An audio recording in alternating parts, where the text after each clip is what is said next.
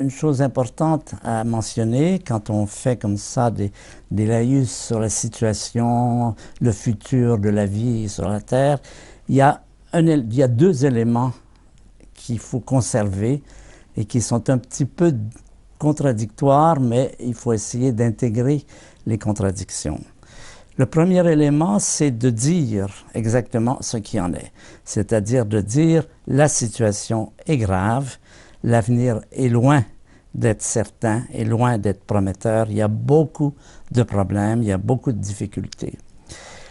Mais en même temps, il faut ne pas, comme on disait, désespérer Biencourt quand on parlait de... C'est-à-dire qu'il ne faut pas amener une attitude défaitiste. Il ne faut pas amener une attitude du genre « c'est foutu et puis moi je tire mon épingle du jeu ». Ça, c'est le grand danger aujourd'hui. C'est-à-dire, je pense à autre chose, je veux rien savoir. Cette attitude, je veux rien savoir, ça, c'est l'autre aspect, c'est l'autre versant.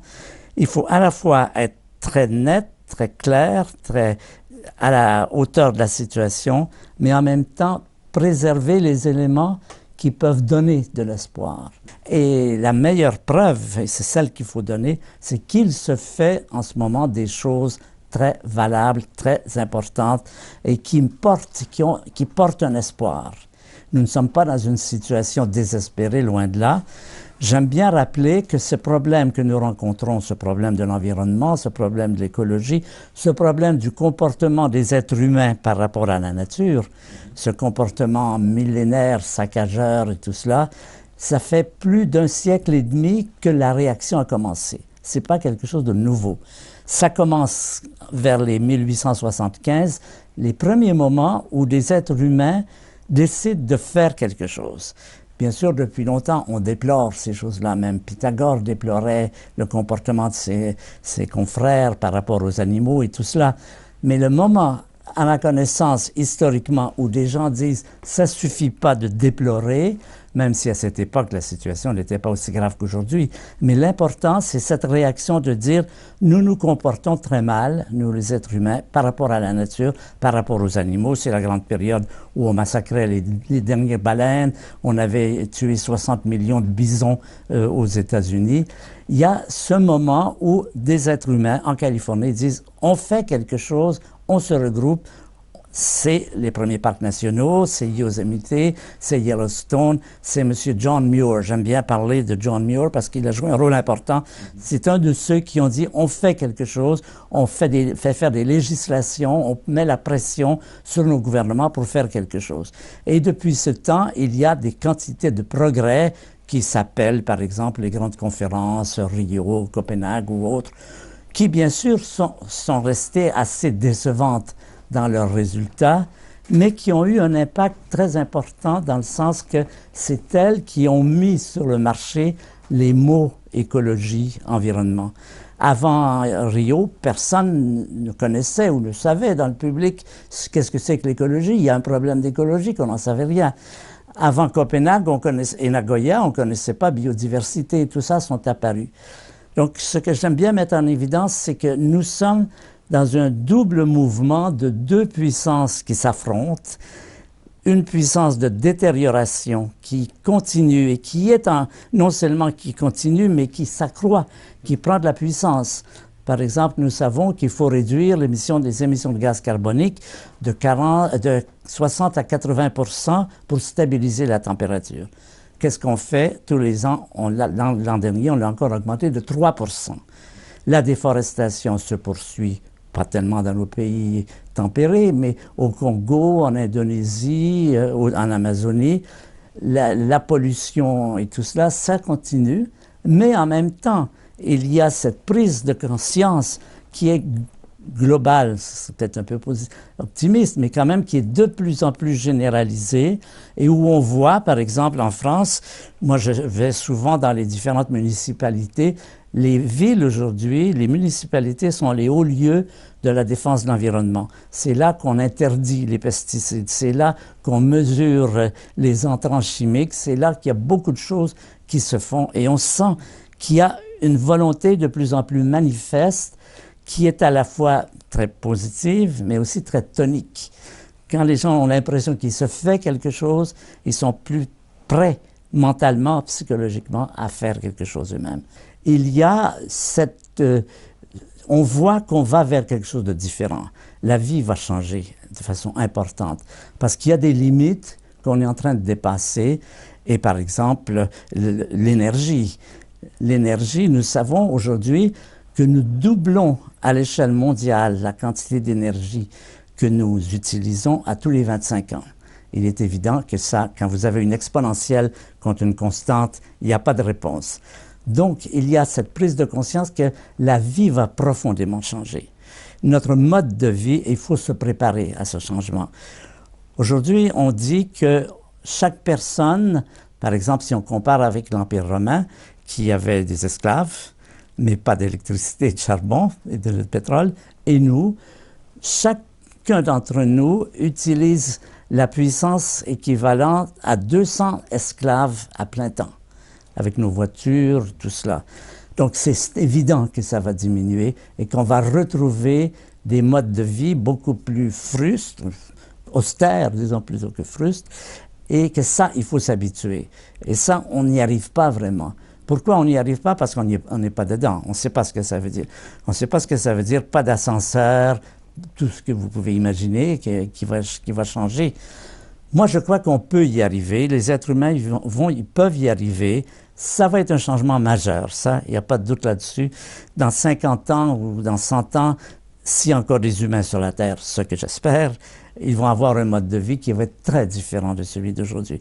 On ne prendra pas l'avion pour un oui ou pour un non pour aller aux États-Unis, pour aller un peu partout. On va retourner à des modes qui sont plus innovants dans un sens. Il y a des aspects très positifs là. Il y a le retour à la créativité. On voit un peu partout des idées qui sont lancées pour faire ceci, pour faire cela. Les jardins en ville, par exemple, les murs végétalisés. Tout ça, ça va être un énorme effort, mais je crois que les humains peuvent y arriver à une condition. Alors là, j'aime citer une phrase de Jean Monnet, qui, dans les années 1950, quand on lui demandait s'il était optimiste ou pessimiste par rapport à l'Europe, est-ce que les Allemands pourraient un jour s'entendre avec les Français? La plupart des gens pensaient que non, c'était foutu. Jean Monnet avait cette réponse qui me paraît très importante de revenir aujourd'hui, c'est l'important, ce n'est pas d'être optimiste ou pessimiste, c'est d'être déterminé. Déterminé à faire ce qu'il faut faire, quoi qu'il arrive. Que peut-être ça ne donnera rien, peut-être ça donnera quelque chose. Donc il y a une attitude volontaire, à mon avis, de volontaristement optimiste.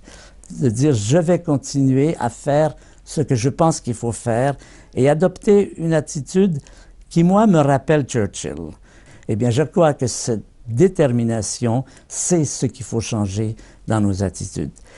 Double aspect, être conscient de ce qui se passe, ne pas se cacher la tête dans le sable comme les autruches proverbiales. Il faut savoir ce qui en est, il faut savoir tous les problèmes que représente la pollution, l'énergie, la biodiversité, alors que la population continue d'augmenter. La nourriture, les papillons, les oiseaux, les insectes qui pollinisent, tout ça est en diminution rapide. Vous voyez, comme il y a deux forces, une qui est de détérioration qui s'accentue, une force de restauration qui, elle aussi, prend de la puissance. C'est-à-dire qu'au lieu de voir ça comme quelque chose qui est une défaite, il faut voir ça comme un conflit. Nous sommes dans un combat majeur entre deux forces qui sont chacune de leur côté de plus en plus puissantes. Et je crois que l'attitude qu'il va falloir adopter, si vous me demandez qu'est-ce qu'il faut changer, c'est passer de la vitesse, passer une nouvelle vitesse qui est une vitesse de combat. De dire nous sommes dans une lutte majeure, toute l'humanité, les décisions qui vont être prises prochainement, peut-être simplement en décembre à la COP, vont influencer la vie des humains pendant des siècles. Donc il faut être conscient de cela. Nous sommes dans une nécessité d'avoir une attitude je n'aime pas le mot agressif, mais en tout cas décidée, très à la Churchill. C'est non. Ce conflit, cette bataille est une bataille qui a une dimension collective, qui doit être menée ensemble, et c'est peut-être un côté positif. Quand le bateau coule, les matelots cessent de se disputer et viennent ensemble. Et je crois que ça pourrait, à long terme, avoir un effet très bénéfique sur tous ces côtés de racisme, de tout ce qui a été le propre de l'humanité depuis toujours, d'identité en conflit avec les autres. Je crois qu'il y aura vraisemblablement des aspects positifs pour cette très grande tâche qui est la nôtre, qui est d'humaniser l'humanité, qui est dans le fond ce qui est le plus important aujourd'hui. Une plus grande solidarité pourrait naître du fait que le danger est commun à tous et que nous sommes tous dans le même bateau et que ce bateau est en très mauvaise posture et que quand les marins sentent que le bateau est en train de couler, ils cessent de se détester, de se battre, de se disputer et ils s'unissent et ils se forment une solidarité. On la voit même, par exemple, quand il y a des grèves et que les gens sont à pied, les gens se parlent, ils se créent toujours une solidarité quand il y a des conflits, des défis importants pour l'avenir, des dangers. On voit renaître ces sentiments humains qui sont souvent au meilleur. On voit comment les humains, souvent, tirent le meilleur d'eux-mêmes, leurs meilleurs anges, vous savez, comme l'expression de Washington, leurs meilleurs anges apparaissent quand il y a un danger commun et que chacun est obligé de s'unir et de dire on arrête de se disputer, on se met ensemble. Et à cela s'ajoute, alors j'aime bien la fable du colibri que vous connaissez sans doute, ce petit colibri qui, c'est un grand feu de forêt, il y a des voitures, des pompiers, tout ça, et des avions, et puis il y a un petit colibri qui va prendre une goutte d'eau dans un ruisseau et qui vient la déposer sur l'incendie. Et les gens lui disent, ben, t'as quoi t'as l'air avec ta goutte d'eau? Ben, il dit, ben, je fais ma part. Ça, c'est l'élément important. L'élément important, c'est souvent ce qu'on fait, ça a l'air de rien, on se dit, c'est ridicule, le feu est si puissant, qu'est-ce que je peux faire? Eh bien non, avoir cette attitude de dire, je le fais. C'est passer d'une attitude de paix, je veux dire sociale ou entre les nations, à une attitude de guerre. Nous sommes dans une guerre. Nous menons une guerre, je ne sais pas qui disait cette jolie phrase, nous menons une guerre contre la nature, avec les insecticides, avec la déforestation. Si nous gagnons, nous sommes perdus. J'aime bien ce résumé. C'est pas si nous gagnons, nous perdons, c'est si nous gagnons, nous sommes perdus. C'est une étape de plus. Perdre, c'est une chose. Être perdu, c'est l'étape suivante. Et cette prise de conscience qu'il faut vraiment passer à une attitude d'une extrême lucidité par rapport à tout cela et d'une extrême décision, sinon on ne s'en tirera pas. Je crois c'est qu'à ce titre d'une décision déterminée à la Churchill que nous pourrons nous en tirer. On a découvert que dominer la nature dans le sens où on le disait, c'est-à-dire couper les forêts le plus vite possible, ce n'est pas une solution. Il faut former ce qu'on appelle un humanisme élargi.